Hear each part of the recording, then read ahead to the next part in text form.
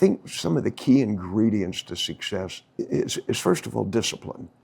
So many people get in the real estate business and they think, well, hey, I'm an independent contractor. I can do what I want. I can show up when I want. And you know it from being a leader. When you are in your office and those that show up every day, they are more likely to have success. And the other thing is what I call the likability factor. You've always got a smile on your face. You've got that likability factor.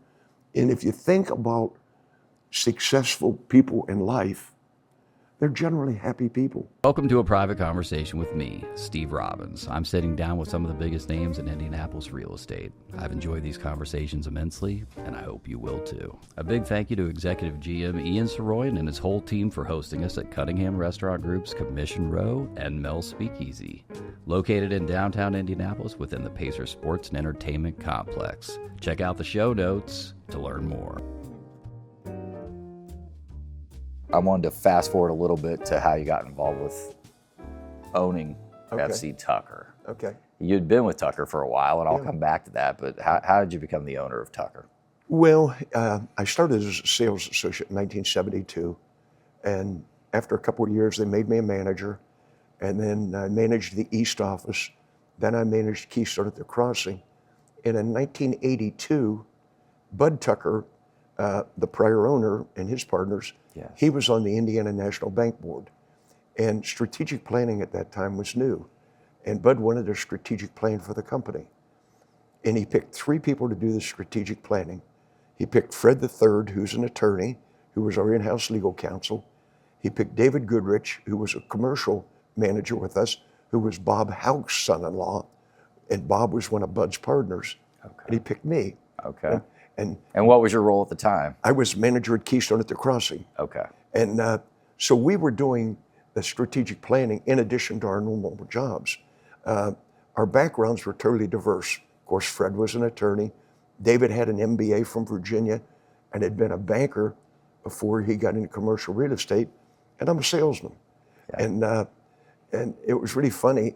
When we started doing the strategic plan, I don't think it was our intent to maybe get into ownership. We were concerned, and everyone was concerned at that time, about the ongoing ownership and leadership of the company. Because Bud, John Wallace, Bob Houck, and Joe Bowman were all in their late 70s. They were spending the winters in Florida, and there was an executive committee, which I was a part of, was running the company day to day. Okay. And so we were doing the strategic plan, and we were looking at things like, what's a real estate business going to look like going forward? And we knew that we had to diversify the company because the commission splits were going to get different. So that's when we decided the company needed to be in mortgage banking business, title business, franchising, home services, insurance, all the other things that we got into. Well, in one meeting, and we were doing these meetings, we were several layers of management down in the Tucker company. And we were referred to as Huey, Dewey, and Louie, Donald Duck's little ordinary nephews. Right. And I can remember one Which meeting, one were you? I don't know. But one meeting, Goodrich said, the 3 of us ought to buy the company. And I'm thinking, how are we going to do that? We don't. And I can remember Fred saying, well, I've got a $500 limit on my Visa card. Do you think that'll help? Oh my gosh! And but this is his dad's company. Yes, that's correct. His father and his 3 partners. He had 3. Bud had 3 partners. Gotcha. And so the 3 of us started down that road, and we started negotiating with Bud. But now Fred and Dave, because they had family membership or family members in ownership, I had to do the negotiating with Bud. So I would take an offer over to Bud, and Bud Tucker was the kindest, neatest man you'd ever know. And he used to call me Jimmy, my boy. And I can remember taking an offer over to him, and he looked at it and he said, well, Jimmy, my boy, thank you. He said, oh, I have to meet with my partners on it. I said, okay, thanks, Bud. So, and everybody's on a first name basis still in the company. Right. And so after a couple of days, Bud summoned me to his office, and I go over. He's got a counter offer for me, and of course the price and some of the terms and things. So I go back to Goodrich and Tucker and say, well, here's what Bud and his partners think. And they said, well, you tell Bud where to go. We're not going to do that. And I said, I'm not going to tell Bud that. So we kept negotiating, and we finally got a letter of intent. It would have been in the fall of '85. Okay. And so now we had to go get financing. So, and our bank was Indiana National, and there was the banker that handled the Tucker account was a gentleman named Tom Hall. And I can remember Dave, Fred, and I going in our best suits with the notebooks and everything. And we told him what we were going to do. And he sat behind his desk, and he just looked at us like, you know, These guys are crazy. You three. I mean, because Bud, Bob, Joe, and John were icons in the community. And here we were, the new kids on the block. How big was Tucker at the time? We had probably 150 agents, maybe 200 agents. We were selling at that time about $250 billion worth of real estate when we bought the company. And put that in perspective, this past year we sold $5 billion. Right, 250 million. 250 million. And 150 agents in '85, that's still pretty darn good. Where did Tucker rank in terms of volume in the city? We were, back then, our biggest competitor was a company called AHM Graves. And we were always nip and tuck with Graves. Right. And they were good competitors and everything. And then when we bought the company, we closed in December of '85 and took over in January of '86. And the three of us moved into the AUL tower. We named another manager for the Keystone position that I had. Okay. And then Dave, Fred, and I started. And our goal that first year, Steve, was to do nothing but get our arms around the company, not change anything, and develop the trust of those that we were serving.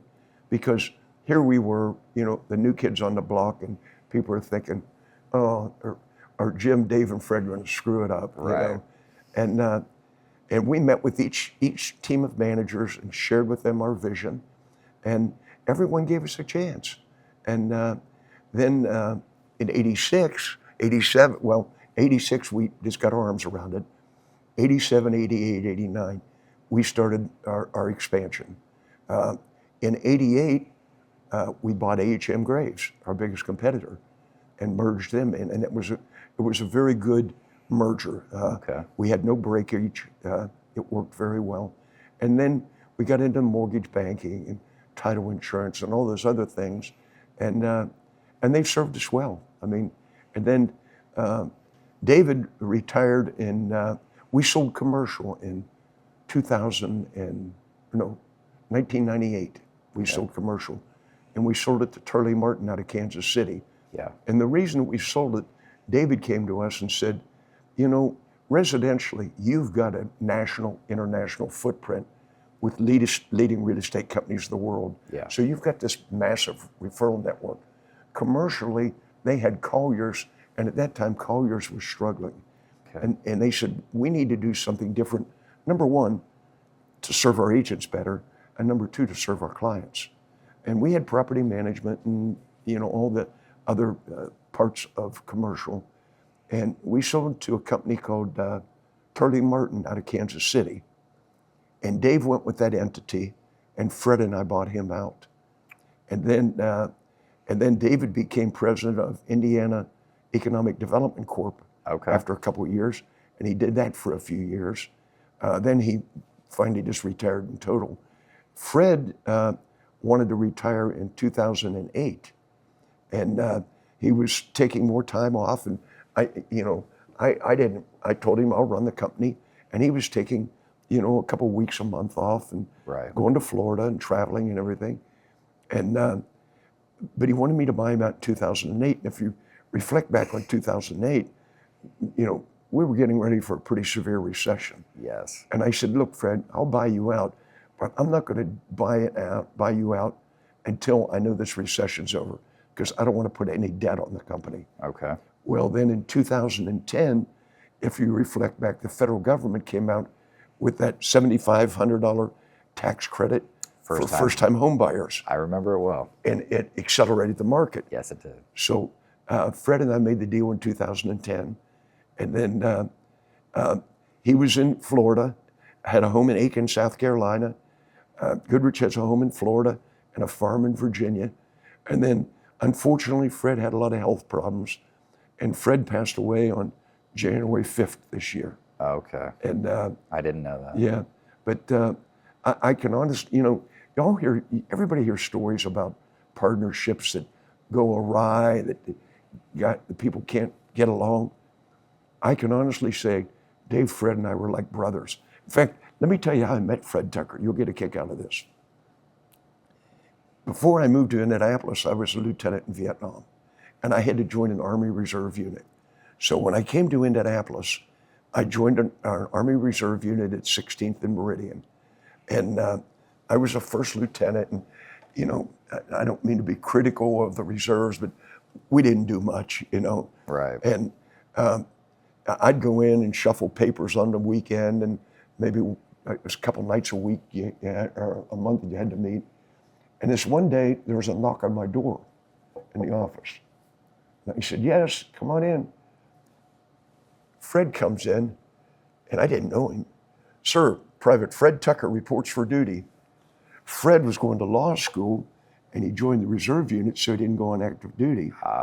He was my clerk typist. Oh my gosh. And I said to Fred, are you in relation to that Tucker?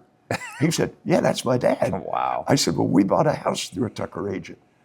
That's how our friendship started. And you weren't in real estate at all at this time? No. I was a salesman for a food company. Okay. And so was it because of that relationship that you got into real estate? No, when I came back from Vietnam, I took a job in Louisville, Kentucky with this food company. Okay. My wife and daughter and I moved there, and I was there 6 months. And then they said, we're going to move you to a larger marketing area. And they said, well, we're either going to move you to Columbus, Ohio, Cincinnati, Ohio, or Indianapolis. And I said, well, Columbus would be great. I'm from Ohio. I know a lot of people there. Cincinnati wouldn't be bad. I know people there.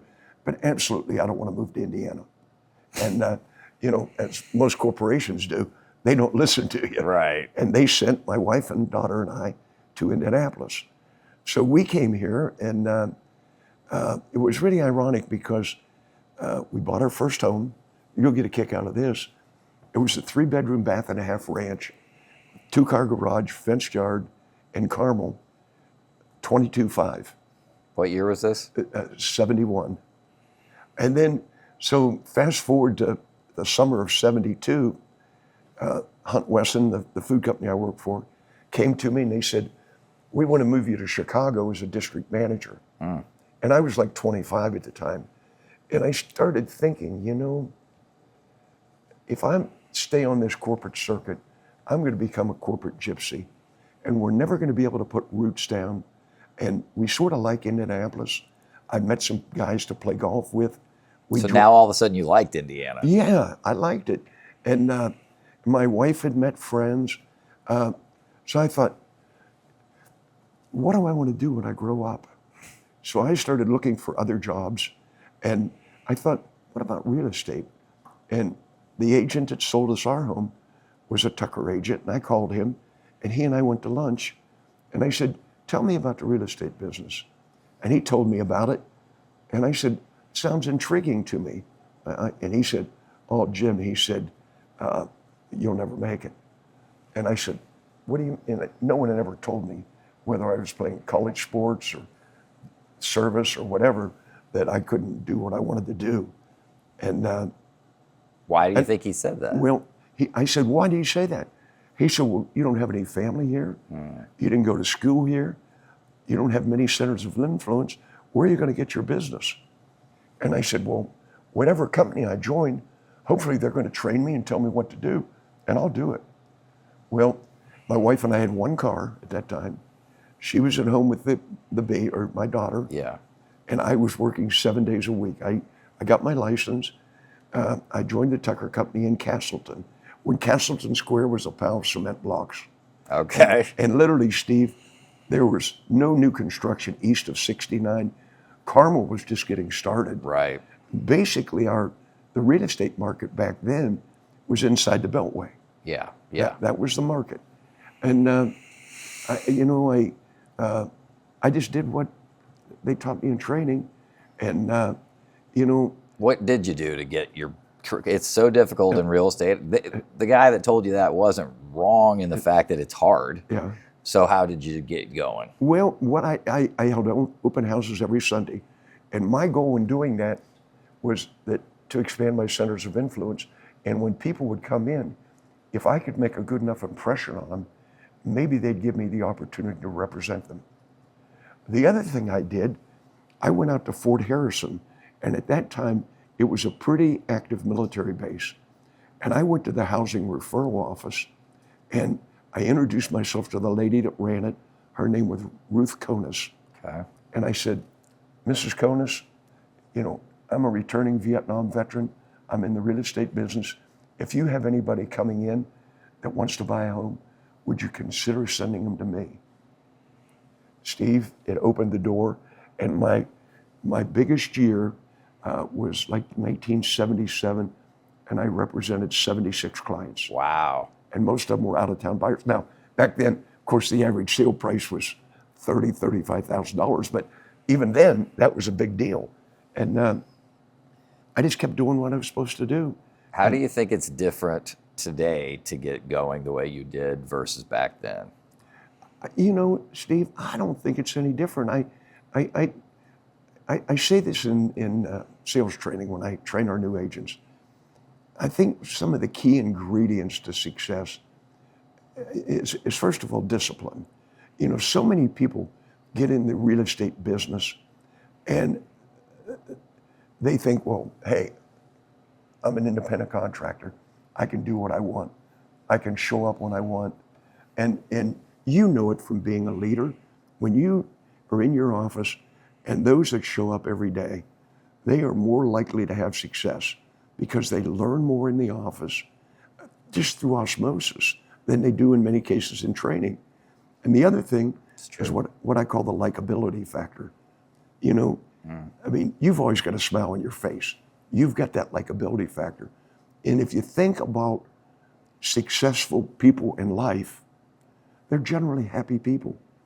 And they're not the ones that brighten the room when they leave. Right. They're happy people. So it really is not, I wish I could say that there's a magic pill and there's secrets that, everyone, but it's just coming in and being disciplined.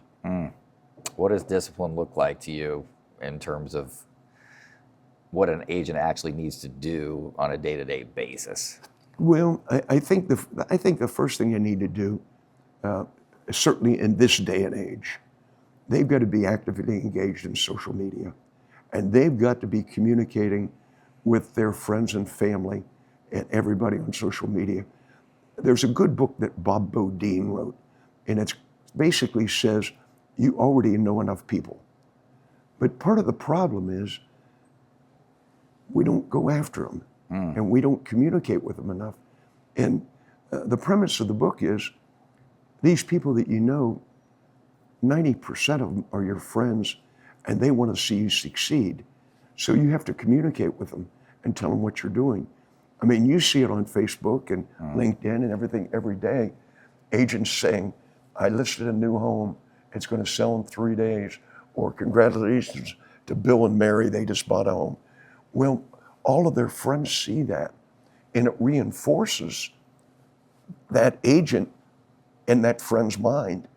So it's just a constant reinforcement. The other thing that I would do, and it's something that we haven't been able to do in the last several years, and that is hold open houses. I mean, if you think back the last few years, the market was so hot, you'd list a home and it would sell before you could hold it open. Now, people are still holding houses open even after it's sold just because they wanted the opportunity if the seller would let them. Exactly. But you're right. But, I wish I could say it's rocket science. It really is not rocket. No. I mean, when you think about the price of entry to get into our profession, Yeah. And then the potential upside that's there, it's unbelievable. It really is. I mean, it really is unbelievable. I often talk about the idea that I agree completely with discipline and the likability factor. I also talk about you have to be the type of person that understands that all the work I do this week or next week or even this month may not pay a single bill until next year. Exactly. And can you handle the lack of instant gratification? What do you think about that? Oh, I would totally agree with that. I think that it's like a squirrel saving up nuts. Yep. I mean, all these things that you're doing are building up the potential for later. I tell you something that I do religiously. I do it every day. On my way home from work at night, and you may have heard me say this in a speech, I don't turn my car radio on and I don't take any phone calls. I evaluate my day. What did I do that day that helped somebody else, helped a client, helped an agent, helped a manager? What did I do to make it a better place? If agents had that mindset of stepping out there and getting out of their comfort level, because the only way we grow is to get out of that comfort level. Yes. We've got to grow and push ourselves. So that drive home, what usually does it take to give yourself an A? Well, it's that, I've spent time with agents. I've spent time in training. I've taken people to lunch. I've gone out and visited an office and spent time with agents. I've called agents on their birthday, their anniversary. Yeah. And I try to do that religiously. So it's human contact. Exactly. It's exactly. Being there for your people. Visibility. Yes, visibility. Well, we had a young man come in yesterday who was being interviewed for a sales position, and the recruiter brought him into my office, Okay. and which she always does. And I got up and shook his hand, and he said, is it okay to be in your office? I said, absolutely. My door's always open. If you have any questions or problems after you get with us, you just come in and plop down, and we'll talk about it. And in our office, that's where our accounting department is. So when agents have a closing, if they want to bring it in and get paid immediately, they can come in. And they all pop by my office. And I get up and congratulate them on a sale. Well, you have a great reputation for being there for the people and being friendly and opening, and just like you said. Well, thank you. It's true. Well, So we'll go ahead. I've been blessed. You have. I've been truly. But I'm sure you made it. I'm sure it wasn't all luck. Well, I've said to so many people, I'm sure my mother and father are up in heaven looking down and said, I can remember my dad, when we were in the AUL tower, we had the 25th floor. And Dave, Fred, and I had nice offices. Mine was glass and looked out over the city and could look down. Well, my dad is from Eastern Ohio. Okay. And probably never been in a big office building like that in his life. So he and my mother were visiting, and he came downtown to have lunch with me. And so he came into my office, and he walked over to the edge and looked down. He was holding on to my desk and looked down. He said, son, be nice to everybody on the way up, because on the way down, you're going to need friends. It's true. I'm not sure you ever came down, Jim. Well, I don't know. So what'd your parents think about you owning a real estate company? My dad passed away before I bought the company, so he didn't know it. Got it. And my mother, once I bought it, she was in the early stages of dementia. Okay. So they're up in heaven looking down right now and saying, son, what have you done? What are you most proud of? Oh, as I look back, I'm most proud of the people that I've coached, that I've helped, that have a better life today, more financial security, more peace in their life, maybe a better attitude. That's a good one. I tell people, to those that are given much, much is expected. And and and I think if we all have a sense of gratitude, it's contagious. And if I'm sharing it with you, you're going to take part of it and share it with somebody else. Forgive me for the question, but how old are you? 79. 79. Coming up on a big one, or do you feel that way about it? Well, people ask me that, and knock on wood, I work out religiously. I keep my weight down. I eat right, and I've got good health. People always ask me that question, when are you going to retire? And I say to them, my philosophy is, if you hang out with younger people, you stay young. I agree. When COVID hit and we were at home doing Zoom calls, I was going crazy. I'd get up in the morning and I'd get my shower and get dressed and go into my office. And my wife would say, well, why are you putting a clean shirt on today? You're not going to see anybody. And I'd say, well, I just have to do it. And I'd sit there and I'd be on a Zoom call. And if you remember, we were lobbying the governor to make residential real estate service essential service. And I can remember being with 3 or 4 of us on call with the governor. And I'd get off that call and I'd look over and I'd think, well, that paint needs touch up. So I'd run over and touch up the paint. Oh and my wife gosh. said, can't you sit still? And I really can't. I mean, even when we take time off, 2 or 3 days, I'm fine. And then after that, I start getting bored. I miss being with the people.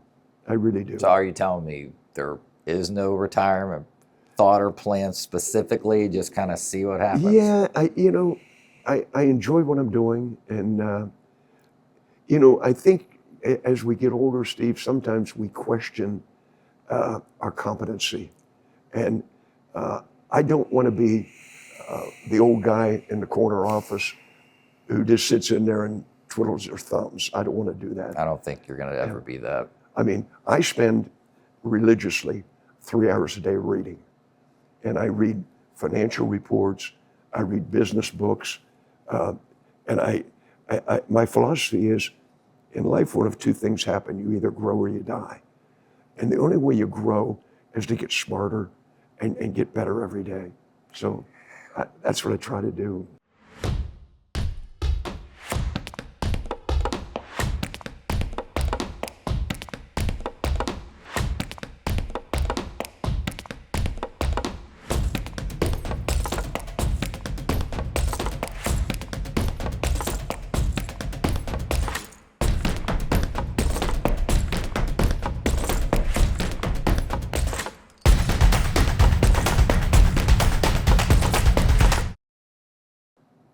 Where you are in life, I'm 53, I'm getting ready to turn 54 pretty soon.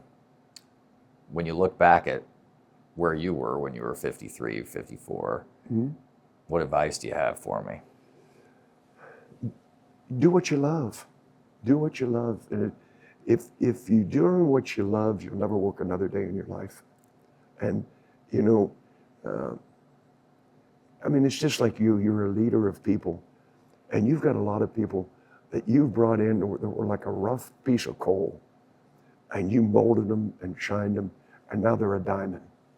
And oftentimes, they may not give you credit for it, but you in your heart of hearts know that there was something that I said or did that helped that person to maybe make enough money to buy another home, or to educate their children, or to create net worth. I mean, I think that's what it's all about. I really do. It's all about, what you get. You get what you give. I agree 100%. What, if any, regrets do you have, or what would you change if there's got to be a thing, or even if it's something more specific or technical, what's something that you would do differently? I've had such good fortune. I would hate to backtrack That's anything. a good point. And change anything. It's just been, it's been like a dream. It really has. I mean, when I say my prayers at night, I thank the Lord for all that He's given us. and all that he continues to give us. And you know, I just want to be a better person every day. Going back to your beginning of your career, you transitioned in from being in sales to being a manager. Yes. And what was that like? Because that's a transition a number of people have taken, and it's not necessarily an easy one. Yeah. Well, you know, the Tucker Company has always allowed our managers to sell. So in addition to managing, I sold. Yes. And we had 2 managers in each office. So if I was out with a client, my other manager would be backstopping me. And moving from sales and branch management to the presidency role, Yeah. that was a big change. Yeah. Because all of a sudden, you know, I was not just responsible for the agents at Keystone at the Crossing. I was responsible for the masses. And to have the vision that I'd have to be able to get them to where they want to go, and to lead with character and do things the right way. How do you feel like professionalism and character has evolved since you've been in the business? Is it better than ever, worse than it used to be? I have no idea what your thoughts are there. Yeah, you know, people with character that do things right, and businesses that do things right and treat their clients and their staff right, don't have to worry about their success. They're going to be successful. And I mean, I tell our agents, we give a plaque out each year. It's called the Fred Tucker Senior Award. Okay. And it's the highest award that an agent could get. And anybody in the company, they could nominate anybody, and the prior recipients get together and choose the recipient. And the 4 words on that plaque are judgment, courage, patience, and vision. And Mr. Tucker Sr., who started our company in 1918, initiated the Tucker Senior Award, and it first started in 1970. Wow. And when I teach training, I tell our agents, those 4 words are not just 4 words. I mean, it's just like judgment. I mean, in a real estate transaction, you've got to exhibit good judgment, because sometimes the answer is not black or white, but if you treat everybody as if they're a family member, you're going to be just fine. You know, vision, you got to have a vision. I mean, and it's hard when somebody's new in the business. They just want to survive. It's true. I mean, but as their career develops, you know, what's their vision? Do I want to represent more clients each year? Do I want to take more time off with my family? Courage. People need courage. I mean, because there's a lot of rejection in the world and in our business. And I always tell people, if something doesn't go the way you wanted it to go, ask yourself the question, what could I have done or said differently that would have changed the outcome, and learn from it? And judgment, courage, patience, and vision. You got to have patience. The residential real estate business is a highly emotional business. When someone's selling a home, that's where they've raised their kids. That's where that's where Mary came down the stairs in her prom dress. That's the corner we put our Christmas tree in. And all of a sudden, as an agent coming out there, it's a commodity to you. Right. But you've got to, and then people transferring, people coming from San Diego to Indianapolis in February and being transferred here. And they come in and we've got snow in the ground and ice, and they don't even have a winter coat. Right. I mean, you've got to have patience with them. So it's not that difficult. It really isn't. It's just treating people the way you want to be treated. Something you said made me think about this. What advice do you have for agents when they're dealing with an agent on the other side of the transaction that is being difficult? Yeah. And I agree, emotional intelligence is, and as we can get into technology in the future and how disruption will continue to happen in our industry, but the hardest thing to replace with us is that emotional intelligence piece, where understanding that's where the Christmas tree went, understanding everything you just laid out. I always tell the agents to be the kind of agent that everyone wants to have a cross sale with. And I always tell them, you're new, you're new. I mean, when I'm teaching training.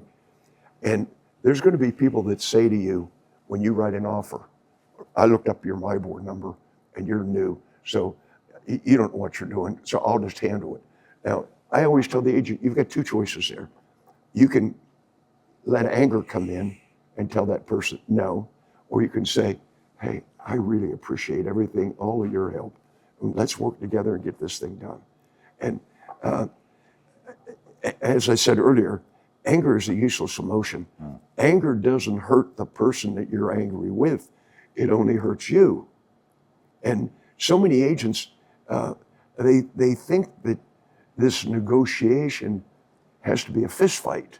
Right. And it doesn't have to be. I mean, what's in the best interest of the client? I mean, what happens when an agent gets emotionally unstable is it rouses up their client. Yeah. And it just makes the deal that much tougher. I talk about it all the time. Don't be the agent that turns molehills into mountains. Exactly. You're the one that's supposed to smooth them over. Exactly. It just is not, I mean, it's not that difficult, you know? You know, being good with people is the number one probably skill that is required. Exactly. There's some agents out there that are successful without being able to be great with people, but for the most part, being good with people. And we're not, I talked about this here before, but we're not really even selling houses. We're selling trust. Exactly. Exactly, Steve. And that, you know, and confidence, that they have confidence. And, you know, I think this new law that went into effect where people have to have a buyer agency contract. Yes. I think, you know, we spent years and years and years perfecting listing presentations, coaching people how to make listing presentations. We never coached them on a buyer presentation until this new law came in. Right. And right now, I mean, if you think back in the past, people would, an agent might be on floor duty, someone would call in and say, I want to see a house. The agent would go show the house, hardly even know the people's name, and sell them the house. The client had no expectation as to what was going to happen. Now, when the agent sits down and says, as your agent, here are the things that I'm going to do for you. I'm going to educate you on the housing market. I'm going to educate you on finance. I'm going to navigate the inspection report. I'm going to have your back the whole way. And that's a confidence builder. And as a consumer, you know, that maybe buys or sells 4 homes a year, 5, or a lifetime, 4 or 5 homes, that's a confidence builder. So you, at this point, you talked about how the transition, maybe necessarily from being a sales into the management of the Keystone office was something, but it was a much bigger step to become the president. And now you're one of the owners of the company. And Right. What was your exact role compared to your partners there at that time? Ed Tucker? Yeah. Well, Fred was the in-house legal counsel, Okay. and David ran commercial, and I ran all the residential brokerage. And that's when we diversified the residential brokerage. I remember I convinced Dave and Fred early on that we needed to get into franchising. And I said, you know, the Tucker name, everybody knows the Tucker name in Indiana. Yeah. We ought to get into franchising. And I can remember going to Chicago to the National Association of Realtors Library and Xeroxing everything I could find on franchising. And I brought a briefcase back and I did a business plan on how it would look. Well, right now we have 40 offices throughout the state of Indiana and in Kentucky. And it was all because of franchising. How many hours did you spend at the library? Oh, you know, I spent a whole day up there. Okay. I mean, and literally, I think I just about burned up their copy machine. I bet you did. Think about it. People don't realize just how easy they have it right now. I mean, this is always old people telling the young people how much better, you know, things are now than they used to be as it relates to technology. But you could have had that all in 30 seconds at your fingertips Oh, exactly. today. Well, you just go on artificial intelligence and say, tell me about franchising. And I mean, now you have to maybe make sure it's correct, you know. That's true. Because they've got some stuff in there that might not be correct. Are you using AI in any way? I think a lot of our agents are. Yeah, They're for sure. using it. For sure. Occasionally, if I've got a question about something, I'll go on and, like I was reading some stock market reports the other day, and I wanted to see what AI companies are on the forefront of really blowing up and getting big. Yeah. And they listed about 5 of them that are under the radar right now, that they said, not all 5 are probably going to make it, but if you invest money in all 5 of them, you're going to come out on top. Right. You know? Some of them are. Yeah. And they're going to explode. Exactly. Well, what else do you, when you are asked questions or when agents are maybe picking your brain on the future and technology, AI, all of it, you've seen all kinds of disruption and evolution over your time. Right. What do you see it with the future of real estate? Well, I think it's going to continue to evolve. I think the consumer is far more educated than they used to be. Yeah. It used to be, a client would come in and you would tell them about financing and tell them about different things, and they would look at you like you were God. Like, how do you know all that information? Well, now consumers come in, like first-time home buyer. Well, I Googled buying a home, and this is what I need to do. Right. So they're going to try to tell the agent, here's the path we're going to take. Yes. And the agent has to go back and be kind and have patience and say, those are great ideas. Let's see how we can work on those, But, as I look back, and you same with you, Steve, when I started, we didn't have cell phones. Right. We didn't have voicemail. I remember Fred Tucker came back from a YPO meeting once, and he and Dave and I met every Monday morning, and we'd have a meeting from 8:30 until about 10:30 and talk about what was going on during the week. And he had YPO on Fridays. So he came in this one Monday morning, and he had a notebook for each of us, and he gives it to us. And he said, I heard a presentation about something called voicemail. And he told us about it. And I can remember sitting there saying, I will never have a machine answer my phone. Right. My secretary is going to answer it. Well, you remember, you'd be out of the office for a few hours, you'd come back and you'd have a stack of pink slips. Now, our agents today don't even know what those pink slips are. Yeah. Things like lock boxes.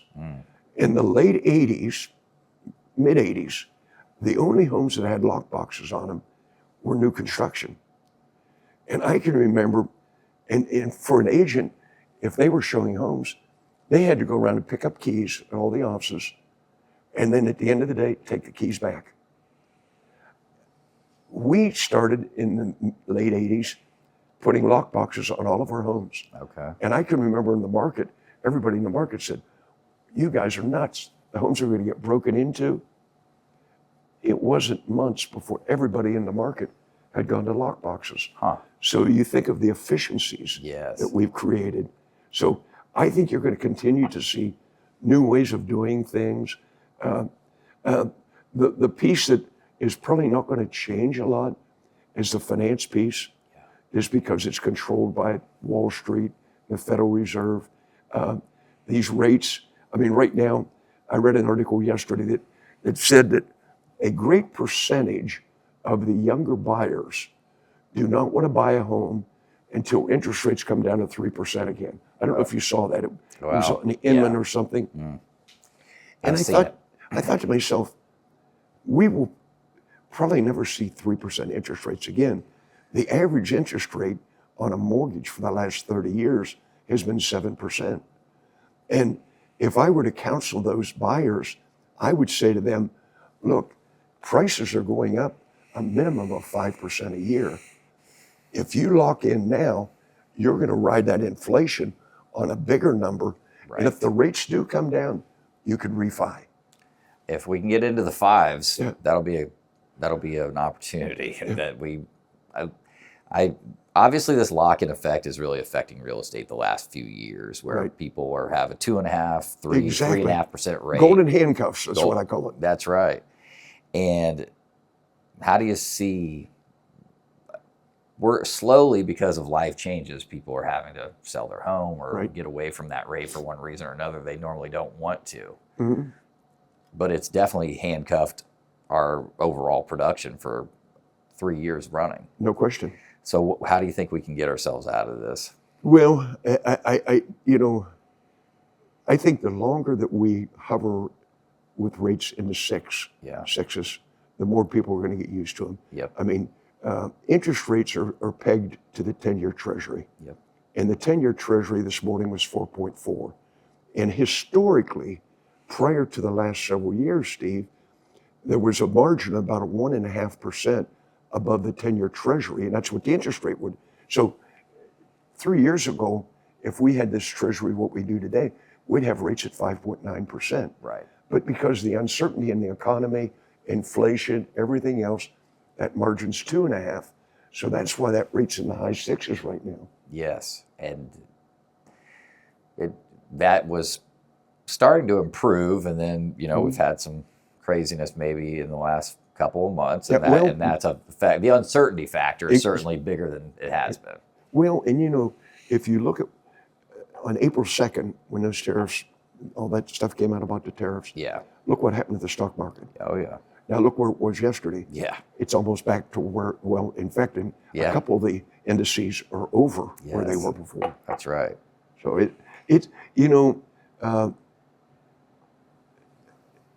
is what it is, People react very strongly in the moment. Right. The other question you asked was about what can we do to change the inventory?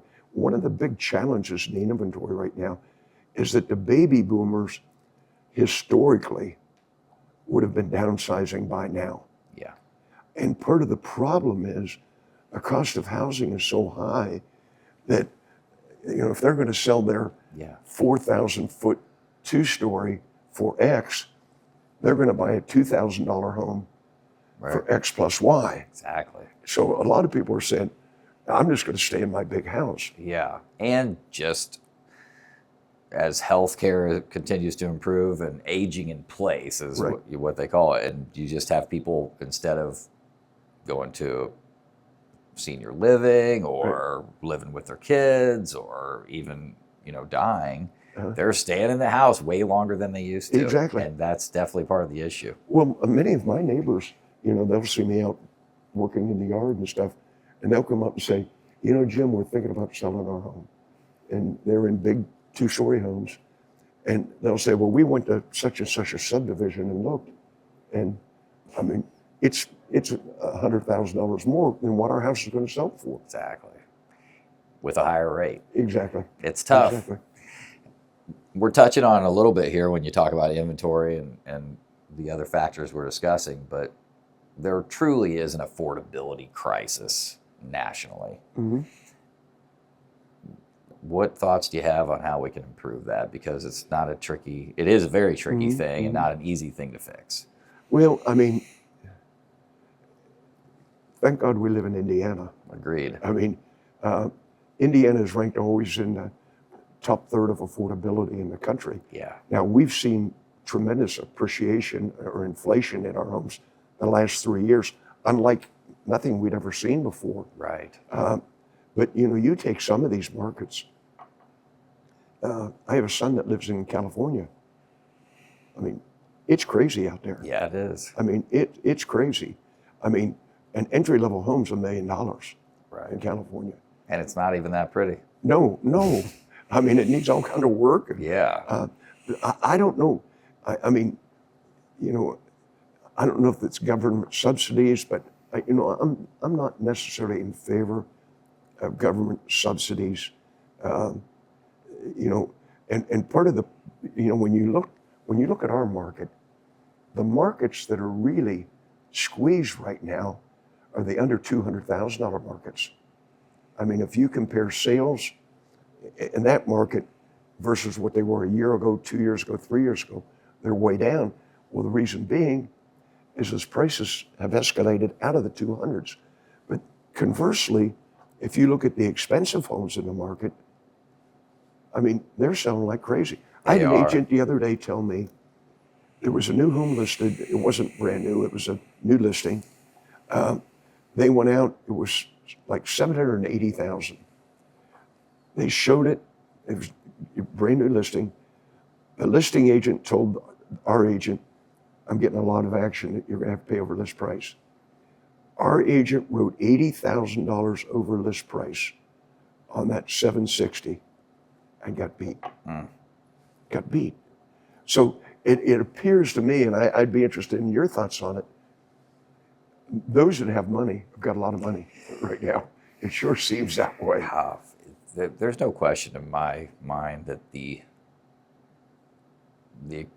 having wealth is easier to accumulate than ever before because of there. And I definitely feel one of the issues. I mean, this is a more global issue than just real estate, and I've talked about it on here before, but more than ever, there's the haves and the have-nots. No question. And how we can help bridge that gap. Yeah.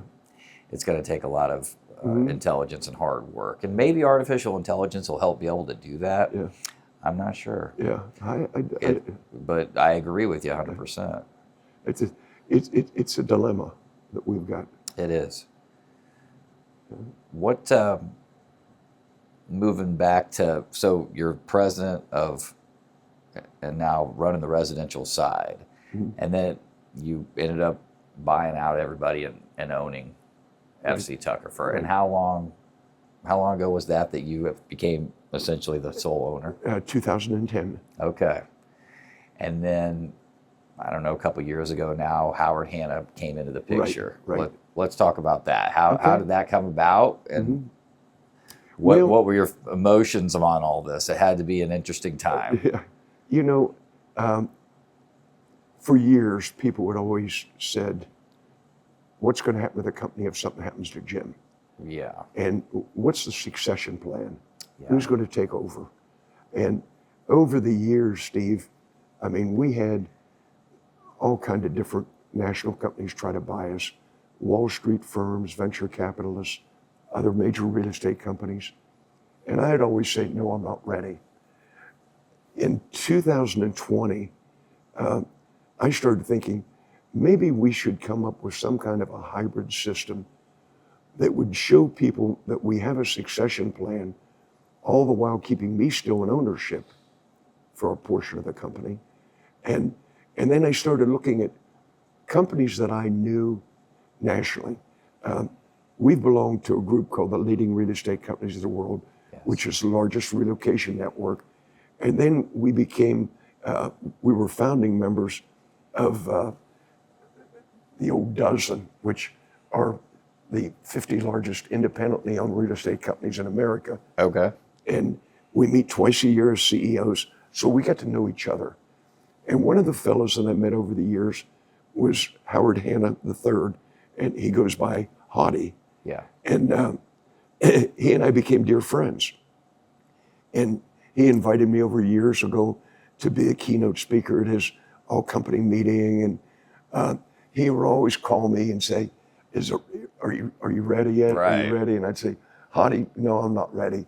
And then, of course, Warren Buffett, Home Services of America, Warren didn't call me, but his people did. Yeah. You know, but I started thinking, if we were to do something, what would be the key ingredients of the organization that we want to do it with?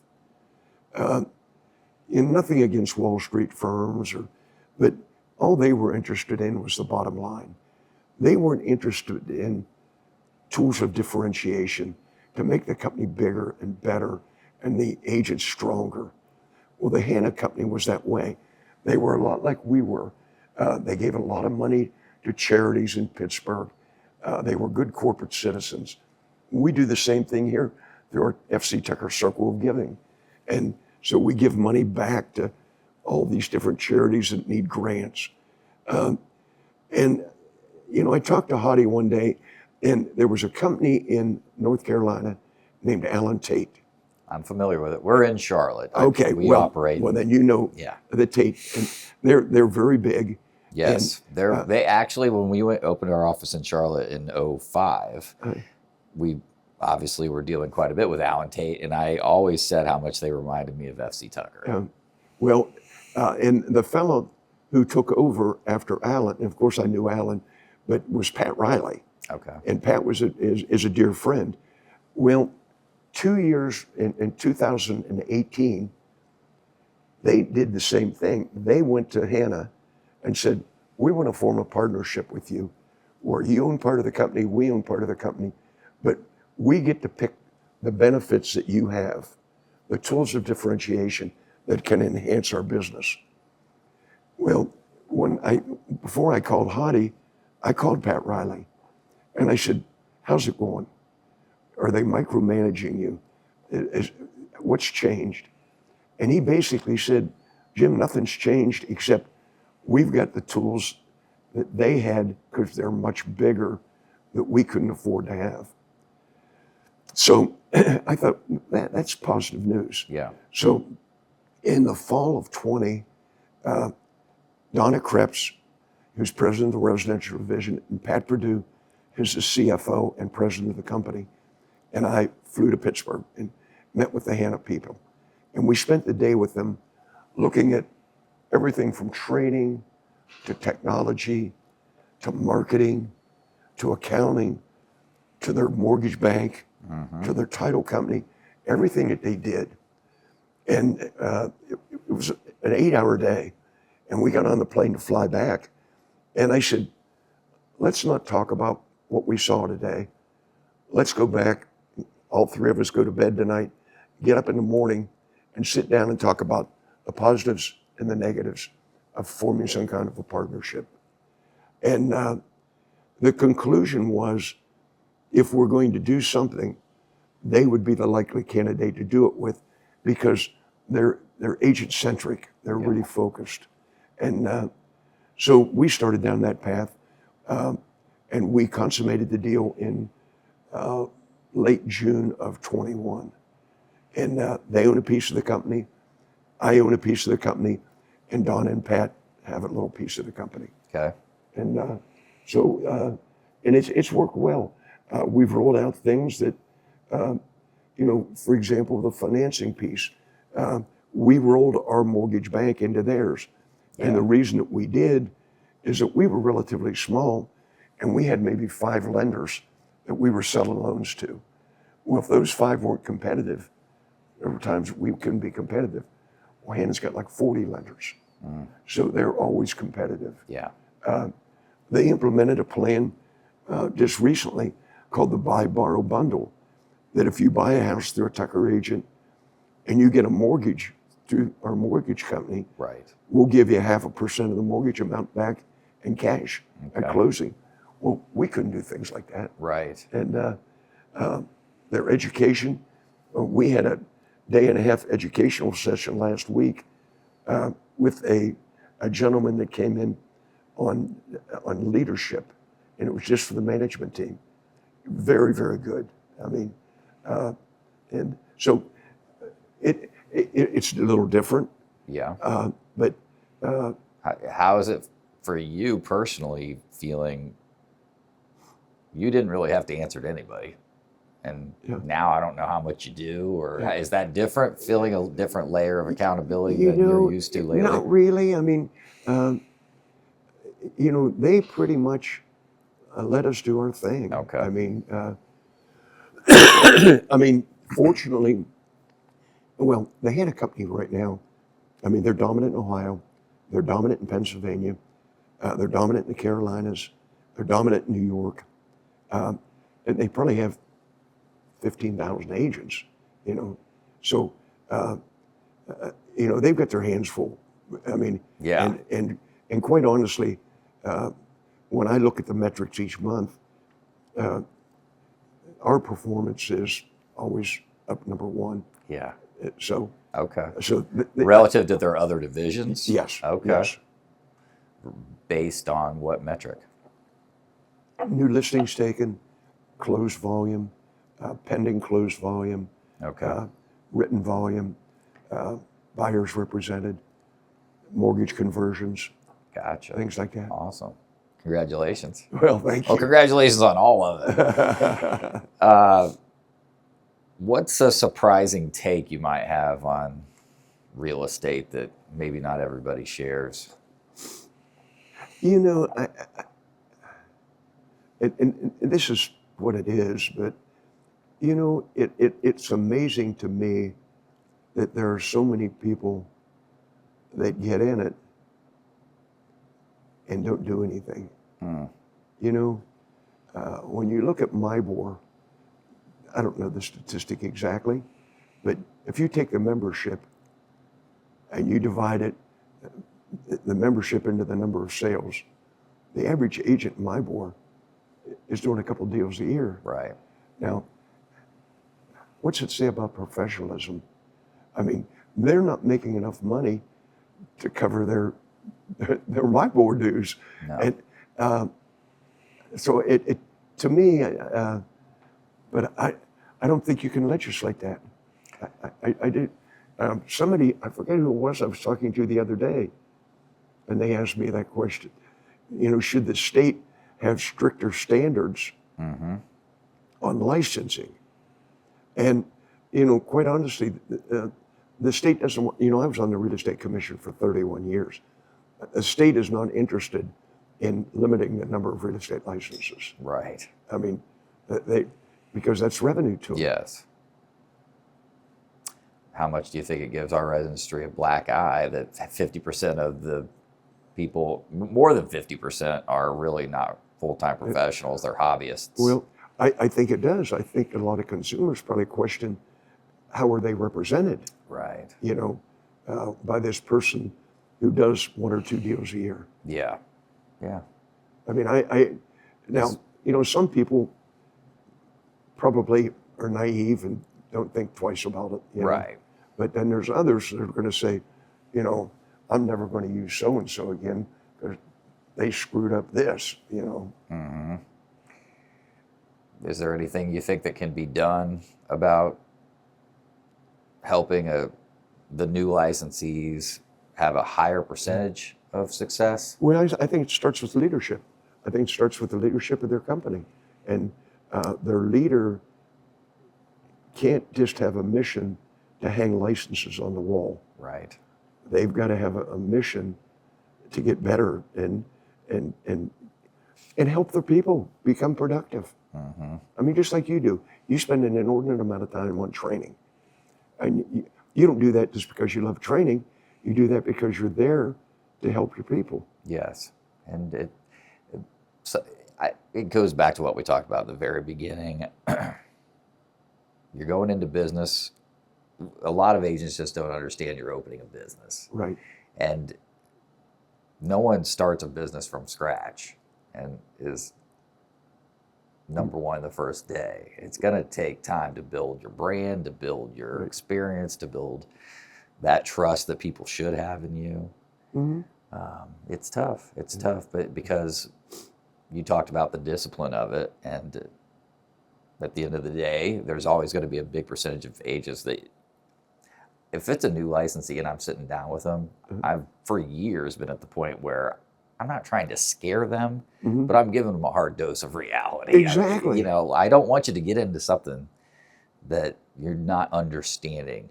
It's a challenge. Exactly. You know, if you're ready for a challenge, in fact, one of my favorite questions in the last few years I've been using this when I'm interviewing a new licensee is, tell me about a time in your life where you had to use endurance and stamina and it took a protracted amount of time for you to be successful. You know, please explain to me the hardest thing you've ever done.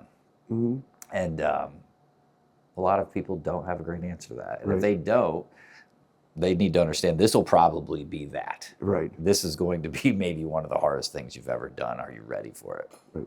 Well, that gets back to what I was talking about earlier, courage. Yeah. It takes, it takes courage to live with rejection. Yes.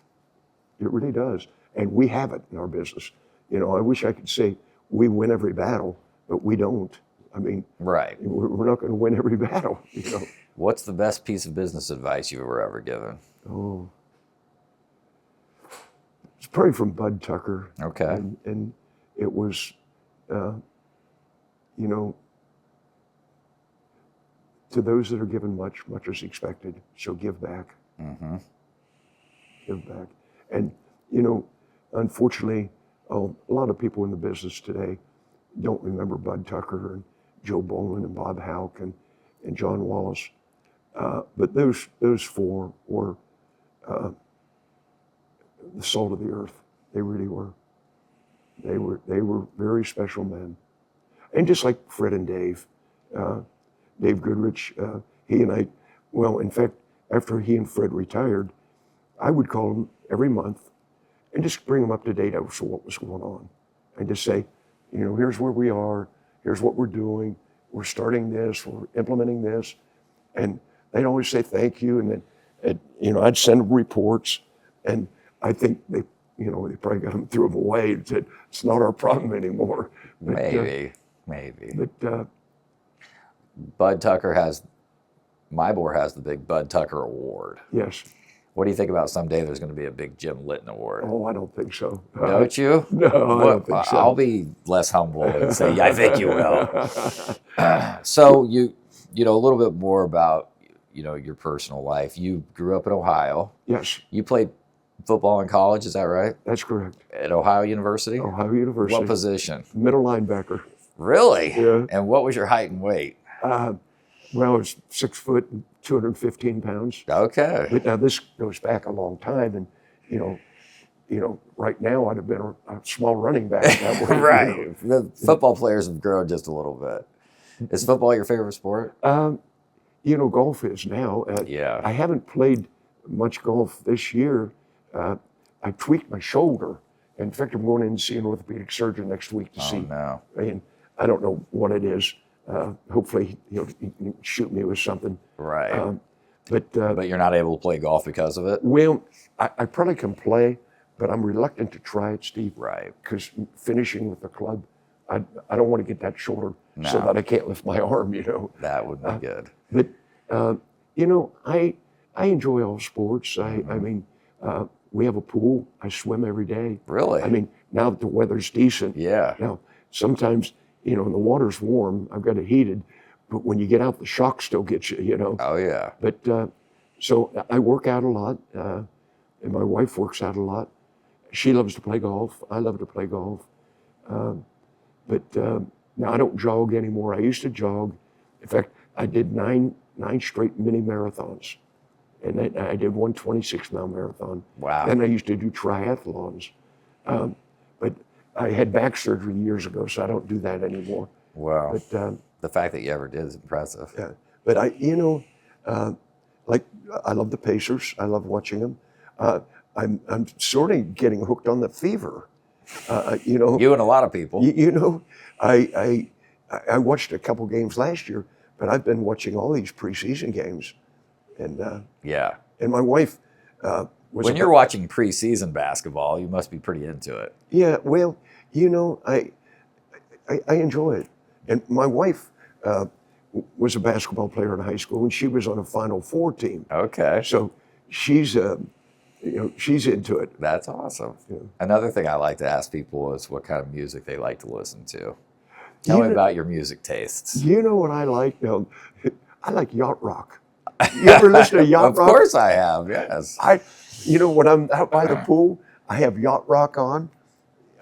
So I just like those. They're older songs. That's all right. I mean, and I love them. I used to be a big Neil Diamond fan, Okay. and I love his music. I He's a like legend. Sinatra. In fact, Sinatra's my favorite. yeah.